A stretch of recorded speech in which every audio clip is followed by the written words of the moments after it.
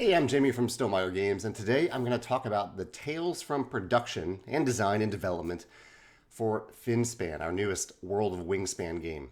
This is a game that it's an underwater themed version of Wingspan with a lot of unique characteristics that I'll talk about a little bit as I showcase some of these decisions that we made during the design, development, and production process and pre-production process. And what I'm going to do, I have 3 copies of Finspan next to me. The first one is the first pre-production copy. I haven't opened it in a while. I'm going to open it on camera for the first time in quite some time. And we'll look at some of the things that are in this box and how they changed. I have it labeled here, first PPC. It's pre-production copy. We'll look at to see how some of these components changed as we work towards the final box on my table, which is the final version of the game. There are a few things that changed about the box. I'm trying to remember what they are here. I know that we forgot to put the Automa Factory logo on the box. This is a 1 to 5 player game. It has a full Automa solo mode. Forgot to put it on this first PPC, but we have it in the final version of the game, and even the next version as well. So that's the main thing on the box that changed. Let's see what else differed. So with Finspan, this is a really important game for Stonemaier Games. So the Wingspan world is our biggest brand, and so we really wanted to get this right out of the gate, especially knowing how many copies we're making 80,000 copies in English in the first printing. And so when we got the first pre-production copy, we sat down as a team and we play tested it. In fact, a few different teams play tested it. Playtested the final pre-production copy. Of course, there were many playtests of the prototypes before them, but we wanted to make sure that the final components worked as well as we hoped they would. And we found a lot of notes about things that didn't quite work as well as we hoped they would. I have a whole bunch of notes here that I took and that I compiled during these playtests. And so I'll go through a few of them today, the ones that I noticed out of the gate here as we look at these components. One of the big ones, really, this is probably the biggest one, is that originally the egg, young, and school tokens looked like this. They look like this. So there are these really beautiful illustrations made by the artist. Ana made these illustrations. So these are kind of fully illustrated icon versions. But what we found as we playtested the game with these final components is that these icons really blended in with the player mats and with the fish cards themselves. They stood out enough that you could certainly see that these are tokens. But when quickly scanning your mat to find an egg, to find a young, to find a school, whether you're looking to pay a cost or you are looking to score a certain category of scoring at the end of the round, it was more difficult than we anticipated. And so you'll see a change in the later prototypes, or the later pre-production copy and then the final copy, that we completely changed these tokens. We actually made them look a lot more like the what we originally intended to be the deluxe version of these tokens. So this is the original version of the deluxe version of these tokens. So these are, for example, here is an egg token. That you flip it over and it becomes a young token. This works the same here, but it looks different here. It's a simplified version of that icon. However, with these tokens, so we found that system worked well, but these didn't actually feel deluxe enough to offer as a deluxe add-on for the game. They're fine, they're functional, but everyone on my team, as I play tested this with them, they said they really wanted these to be shaped like a fish, not shaped like a token. And so that's when we considered a change to that as well. So you'll see the evolution of these changes as we go on, but the cardboard versions of these tokens included in the box are going to change as we go through these versions, and the deluxe add-on wooden versions of these are going to change as we go through these boxes as well. We also discovered, this was one thing. So I'm jumping forward past the design, past the development, although I might touch upon some of those elements here, but mostly I'm talking about things that we encountered when we actually started playtesting these PPCs. And actually, before I go too far forward, one of the versions of the deluxe tokens that we considered are glass tokens. You can't really tell that these are glass here, but these are glass versions of the fully illustrated tokens. These didn't seem worth it to make. I don't think they seemed any nicer than the final wooden versions that we decided on. But one other thing we found when we were looking at, as we were playtesting the game, is that we had, here are the diver meeples that you have. Most of the colors for these work great. However, the yellow diver meeples happen to be pretty similar to the yellow school tokens. So again, when you're scanning your player mat, your ocean mat, to see yellow tokens, you kind of ended up seeing two different yellow tokens if you're the yellow player. And so in a later version, you'll see that we changed these yellow tokens to gold, kind of a gold token. I'm always trying to use, for player colors, I'm trying to use colors that aren't used by tokens in the game so that you can't confuse those two types of tokens. And also to prevent the mistake that I've seen where players might associate a yellow token somewhere else in the game with the yellow player. You might think, okay, these tokens go together because they're the same or very similar color. What else changed? I'm looking through here. I feel like some other. Oh yeah, here's some other things. So we kind of made a universal rule after this that all corners of things need to be rounded. And even this, so this is the shared mat on the table. You can see there's a lot of text here, and you'll see this get a little bit simpler and a little prettier, honestly, as we go through these versions. The feedback about this as I playtested with my team is that it felt a little bit like a prototype component instead of a final component that you would see on the table. So you'll see this change quite a bit. And also the reference cards. Each player has a very robust reference card to explain the icons and the anatomy of a fish card in the game. But all of these, actually, I'm not sure if these corners changed, but I know that these corners changed to rounded corners. I think rounded corners give a little bit more of a feeling of quality and that it's a final version of the game and not a prototype. So you'll see that change soon as well. And I'll pull out, actually, and even the player mats, the ocean mats, these end up having rounded corners as well. The other benefit to putting rounded corners on things instead of hard 90-degree corners is that they don't dent as easily. So you can see, like, as this player mat is bouncing around in the box, it might get a little dented if it's a hard corner, but if it's a rounded corner, it doesn't really, it's a lot harder to do that. On this player mat itself, I'm trying to look at anything that changed. I think some subtle things will change as we go through the other versions of the game.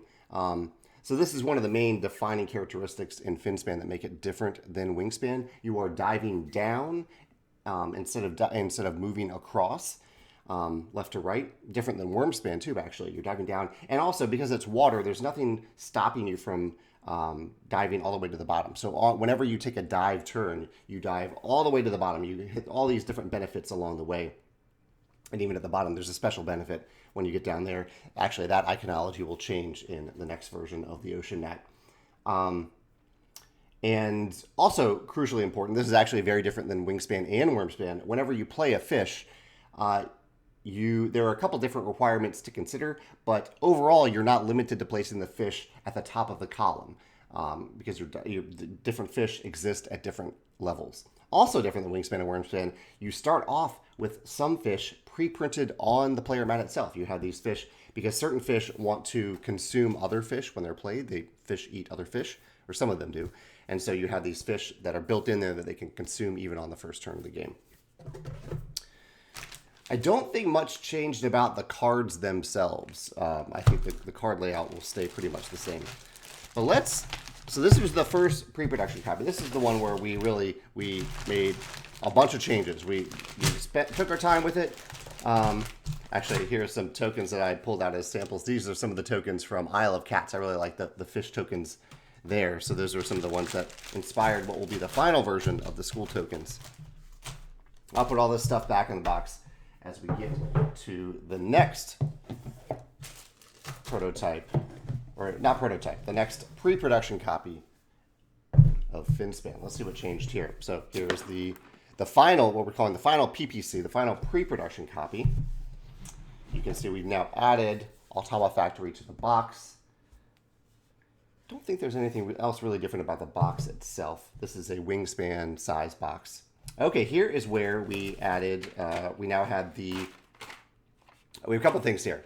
We have the tray. So there's a tray that comes in the game. That's a new tray that we designed to hold cards on these two sides. There are eggs over here, but really these two sections are designed to hold cards. And this middle section is a scoopable compartment to hold the various tokens in the game. Currently in here, I have the final versions of the add-on tokens. Or at least I think they're final. I know they're final once I get to the final box. But here are the things that we explored for these add-on tokens. One, we were inspired by the game Everdell to make the add-on. So these are the deluxe versions of the eggs. So these are kind of squishy, gummy egg tokens. And then we have separate tokens for the separate wooden tokens for the schools and the young. So these are fish-shaped wooden tokens that are UV spot printed, or UV printed. These are the deluxe versions of those tokens. Also in this version, you can now see that we have changed the yellow meeples to gold, so they are not confused with any of the other colors of tokens in the game. One thing we forgot in the original PPC is a token to track what round it is.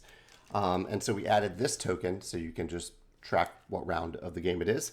It isn't particularly hard to remember, but it's helpful to have a little token there to remind you.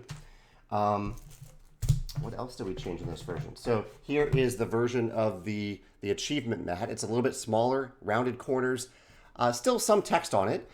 You can ignore the text once you know the game, but I think it's helpful to have it right there just to go through the steps. A lot of other games might use icons for this, but I like to have text there just so you can read through it. Okay, we're going to score points. We're going to get this benefit. Actually, on the A side, it's even simpler. The A side of this mat has pre-printed goals on it, and then end of game stuff, and then more end of game scoring, and then has a few quick steps. The B side has slots where you're going to put in tiles to show what the different scoring, random tiles to show what the different scoring methods are for this game. And there's an added step because on the B side you are comparing yourself to other players a little bit. It says the player or players who receive the most points from this week's achievement tile also scores 3 additional points. So I have a little added benefit there. It looks like we did actually. Yeah, we made the reference mat. So every player gets one of these. They do have rounded corners. They have a nicer finish in this PPC. We added a nicer finish. And we also added, they were a little bit bigger. We added a little bit more information to them.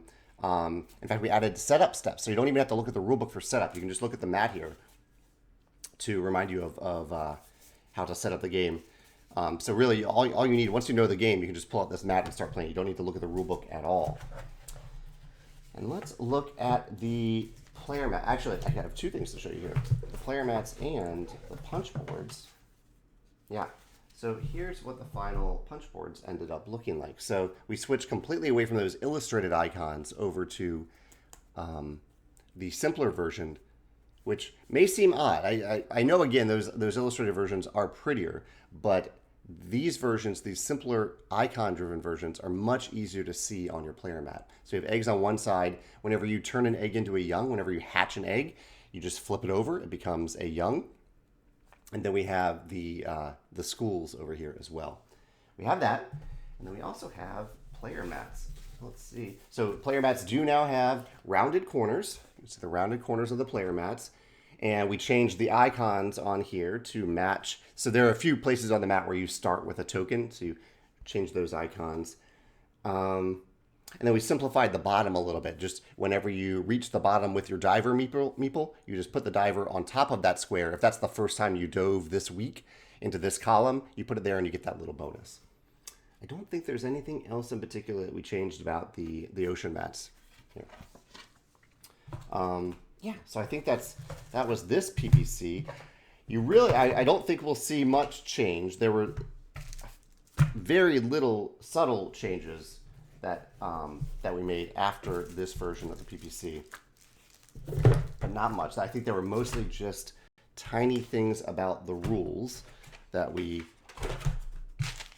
made tiny changes after this final PPC. So let's look at the final version here, and I might try to remember. I know in the design diaries, if you want to hear a lot about the design process and the development process, I'm writing design diary posts about that process. But this is a lot more about what the final versions of these components ended up looking like. So here's the final version of the player mat, the ocean mat. It actually does look a little bit different. The fish, the pre-printed fish are a lot more vibrant on this version.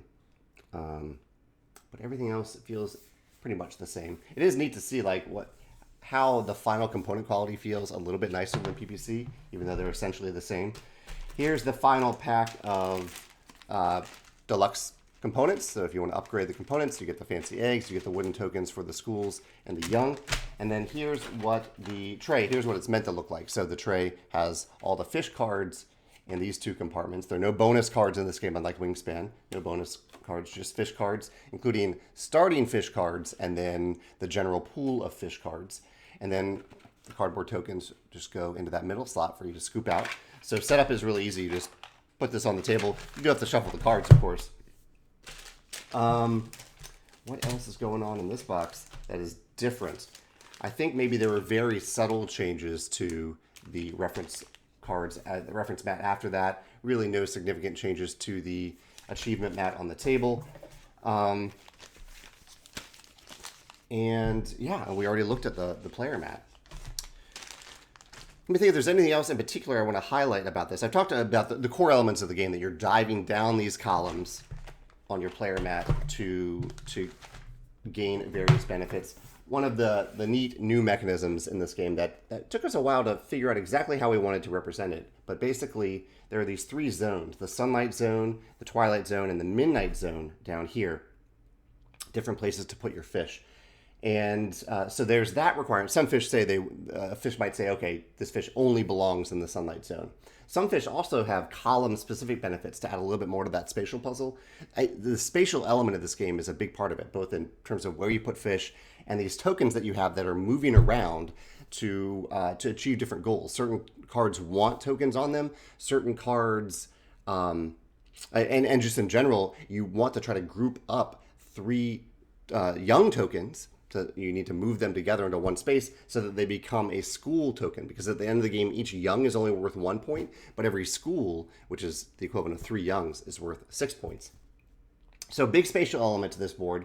It took us a long time to get right. And by us, I mean largely the designers, David and Michael. Elizabeth Hargrave served as a developer on this project, did a wonderful job, and I was a developer as well. But also, one of the unique elements is that whenever you start to dive down one of these columns, there are certain parts, there are kind of these if-activated abilities that are built into the mat itself. So this says, when you reach this point, when you start your dive, if there's at least one fish in this dive site, in this zone, you get to draw a card. There could be 3 fish, it's still just draw 1 card. And these fish that are built into the mat count as these fish. So once you reach this point, for sure, you know that you're going to draw 1 card. So it gives you a reason to have a really diverse ocean mat here with fish in every zone and column if possible. So that's a neat element of the game too.